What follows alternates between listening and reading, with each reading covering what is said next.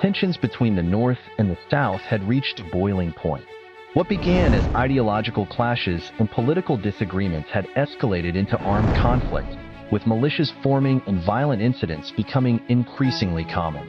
The North even began considering the radical idea of arming enslaved people to fight against the South, a notion that struck fear into the hearts of Southerners.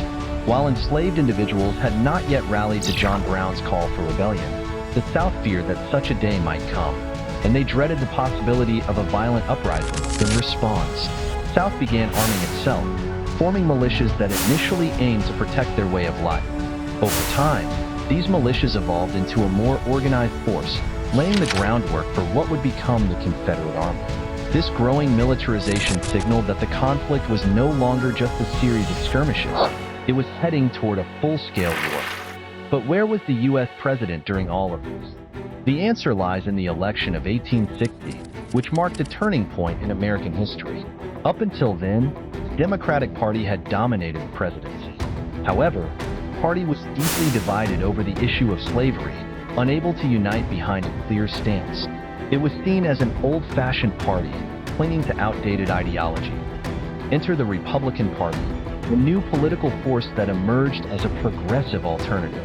Contrary to modern perception, the Republicans of that era were the party of abolitionism, advocating for the end of slavery. They nominated Abraham Lincoln, a self-made lawyer from Illinois with humble beginnings, as the son of a poor farmer. Lincoln's anti-slavery stance made him a polarizing figure, but it also galvanized support in the North. When Lincoln won the presidency in November 1860, it sent shockwaves through the nation. His victory, achieved through the Electoral College despite winning only 40% of the popular vote, signaled a seismic shift in American politics. Almost immediately, southern states began to secede from the Union. South Carolina led the way on December 20th, 1860, followed by Mississippi, Florida, Alabama, Georgia, Louisiana, and Texas. These states formed the Confederate States of America, electing Jefferson Davis as their president and raising their own flag in defiance of the Union. Lincoln's inauguration in March 1861 was a somber affair.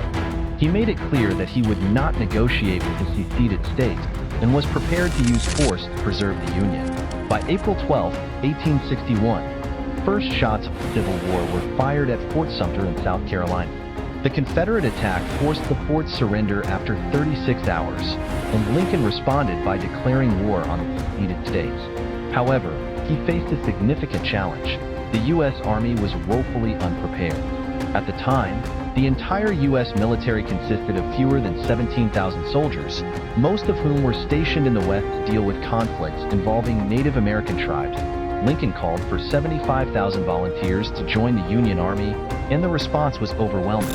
Thousands of men from northern cities and towns eagerly signed up, believing they were fighting for a noble cause. The South, too, saw a surge of volunteers, with over 100,000 men joining the Confederate ranks in a matter of days. Both sides were convinced that the war would be short and decisive, with each believing they would quickly teach the other a lesson. But the reality of war soon set in. The first major battle, Battle of First Manassas, or Bull Run, shattered any illusions of a quick conflict.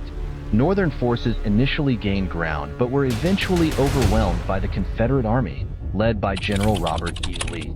The sight of Union soldiers fleeing the battlefield shocked onlookers, including civilians who had come to watch the battle as if it were a spectacle. The bloody aftermath made it clear that this would be a long and brutal war. As the war dragged on, Lincoln grew increasingly frustrated with his generals, particularly George B. McClellan, who was tasked with leading the Union Army. Despite building a massive force of 700,000 soldiers, McClellan hesitated to engage the enemy, much to Lincoln's dismay. The tension between the two men grew, with Lincoln pushing for decisive action while McClellan insisted on more preparation. The Civil War had become a grim reality, with both sides realizing that the conflict would not end quickly. The North, with its larger population and industrial might, believed it could overpower the South. The South, though smaller in numbers, relied on the strength and determination of its people, many of whom were hardened by years of agricultural labor. What no one could foresee was the scale of devastation that lay ahead, as the nation descended into one of the bloodiest conflicts in its history.